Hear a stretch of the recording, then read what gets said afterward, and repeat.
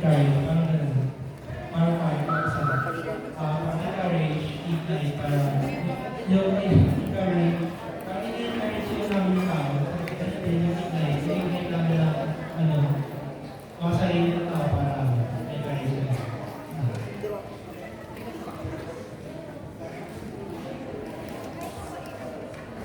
So, ignite means to fire up or to set a fire. Ayan. So, kaya, ang nasa club namin is torch. It symbolizes the fire or it symbolizes the light. Para sa mga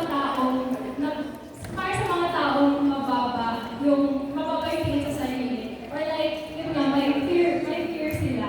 So, it is a light to lead those people those people na nasa them, and also a fire para painitin ulit or encourage nila para umilit ulit sa pag-worship and pag-praise kayo. Ayun po. Kaya po, ignite and kayo.